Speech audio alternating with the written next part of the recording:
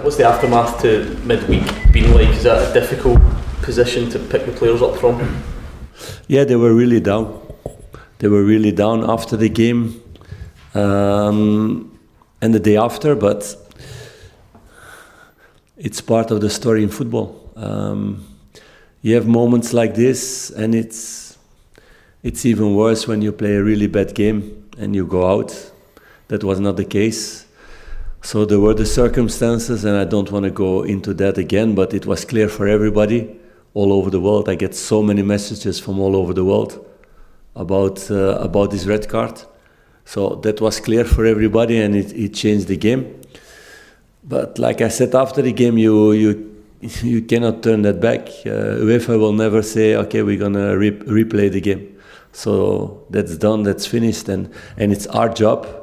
That's my responsibility, but for sure the players also, to react in the next game and to win that one. That's football. And yeah, that's the part of the story of Rangers, and that's a part in every club in the world. And a few months ago I don't know if you guys saw that, this documentary, 99, about Man U. I was thinking about that the day after our game. So they were really down that first game, losing the Charity Shield against Arsenal 3-0, not touching a ball, or they had the feeling not touching the ball, but they reacted later on as a team with a lot of young players who had to learn that, and with several very important players like Roy Keane guiding them. So that's what we need to do the next weeks, the next months, to make the story better and better. And that's what I've seen also the last 3 weeks also, that the squad is getting better and better. Is there a worry that when a disappointment like that comes so early in the season, you're having to pick your players up? Like you said, you've maybe got negativity amongst the fans. Is that tough to deal with when it comes so early and you're now trying to kickstart your season? If that's early or later on or whatever, it's about looking at all season. It's not only about looking at one game or 2 weeks or 3 weeks. It's looking at all season, and there are so many things going on here that is better and better. I see the work in the performance staff or in the medical staff. It's much better than last season. I see these young guys developing. If I see Conor Barron playing now compared already with last season, and there are a lot of things going on, and we need to fight every week, every 3 days, really hard to get the results. And like this, it will become better and better because the potential is here. And like I said at the end of the last season, it was the end of a cycle with several players who were over their top. They had their best period here, and they were really important for this club, and they did great things, although the fans were also not happy about that period because it was not enough trophies. So we had to do something different, something fresh, something new, some new talents in to make it better also. So that's what we're doing, and we're going to continue that. We spent all summer speculating about what impact playing at Hampden would have on the football team. It was a bit emptier than you would have liked last night, maybe a bit quieter. That may then be the same or worse at the weekend on the back of midweek's disappointment. Is that proving difficult, that side of things, to manage? No, because I cannot manage that. And I have to say that the fans were amazing after the red card, because then you felt the buzz that drives the team and gave them energy.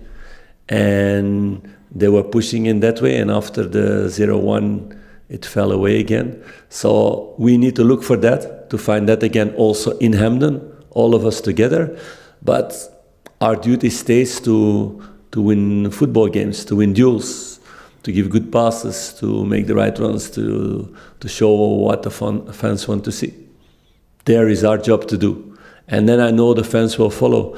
And it's like, yeah, if you've been used 10, 20, 30, 40, 50 years, maybe some people, to be at Ibrox all the time, yeah, I understand that in the beginning it feels uncomfortable and you don't feel the same vibe, and that they were disappointed about going there to watch games when they are used of those things all these years.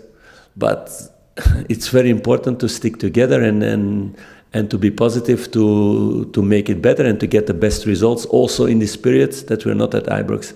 I know everybody behind the scenes is working hard to win every hour that we can go faster back to Ibrox. Everybody wants that, everybody desires that in the club. I cannot ask more. I cannot ask more than that everybody is doing that. And I cannot ask more from the fans than that they keep on pushing my team. What they've been doing also after the game. The fans were there for the team. Philippe, just talking about Ibrox and Hampden, the club put out a statement earlier this week saying that there'll be no away fans. The first 2 Old Firm games of the season, the SPFL say that there will be for the final 2 Old Firm games of the season. What are your thoughts on that?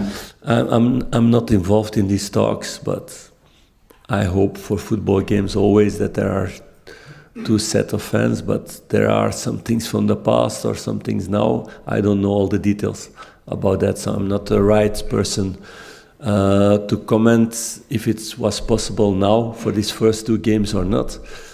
But I love to see football where on 2 sides there are fans. I think it's always better for the product, for the players, for everybody. When you saw it last season, when you were at both stadiums with no away fans, did you feel it made a noticeable difference to other matches?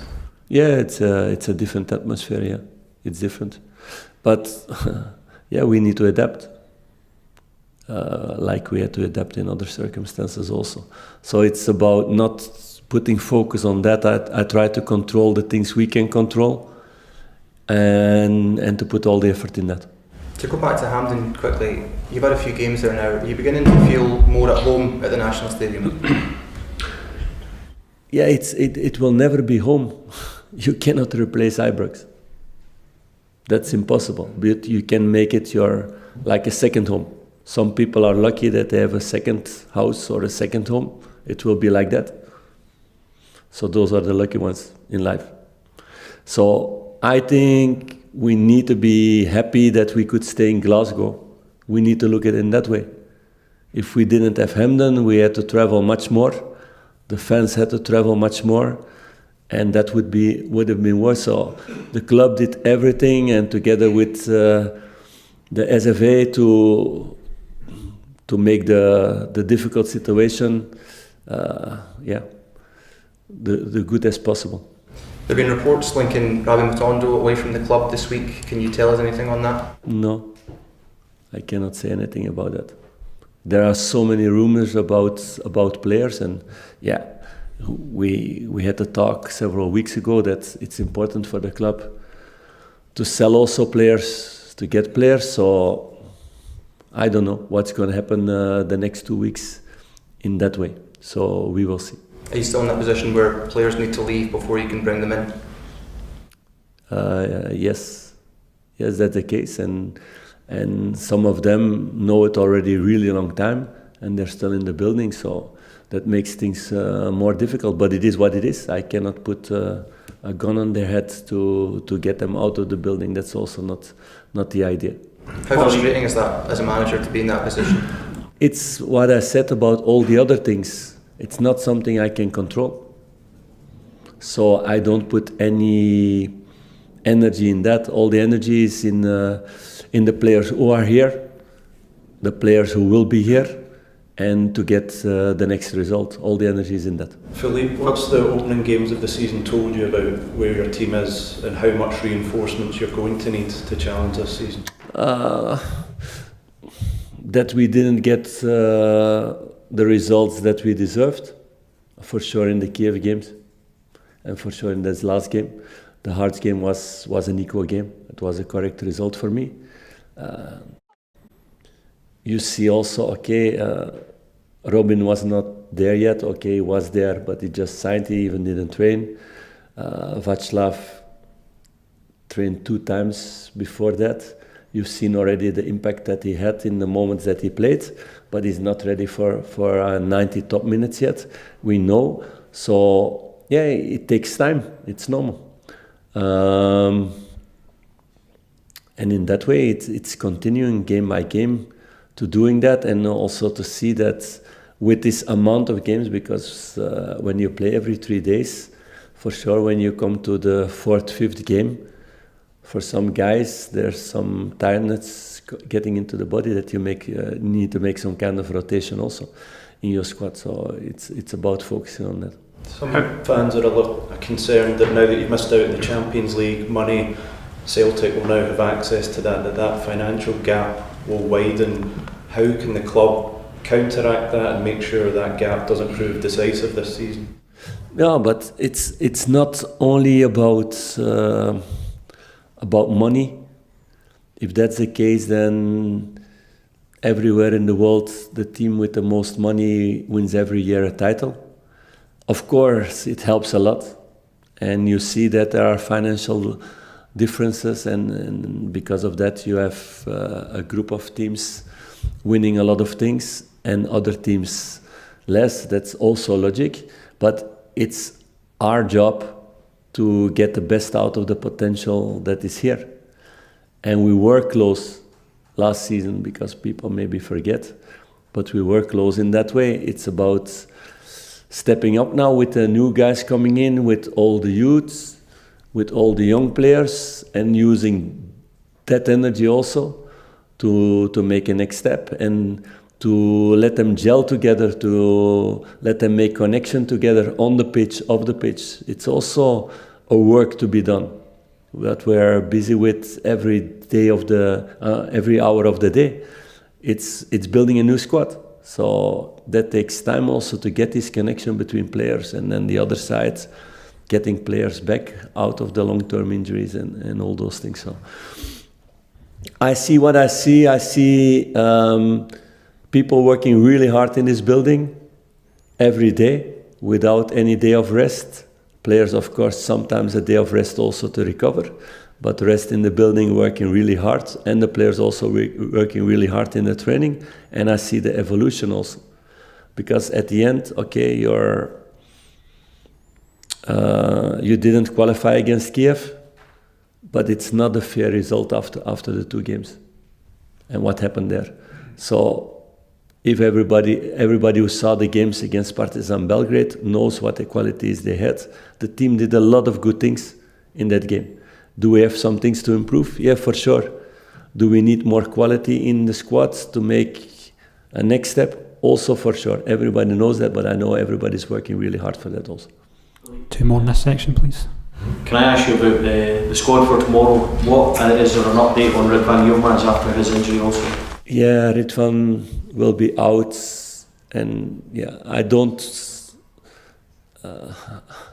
like to say too much in detail things, but it will be around between 4 and 6 weeks, something like that.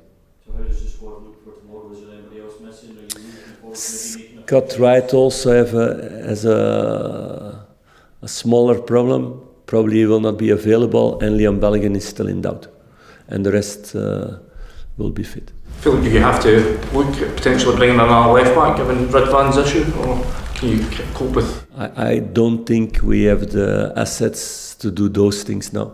I think we need to put all the focus on the positions we need for the squad for the rest of the season, because getting a full back in now and to have Ridvan and Jefte for the rest of the season and 3 fullbacks. We have a third one with Robbie Fraser who made a really good evolution the last couple of months. So it's his time also to take chances. And he did really positive things in this preseason also. So that's also part of the story to give chances to guys coming out of academy. Do we expect them directly to be the best player on the pitch? Also not possible, but they can grow out of that.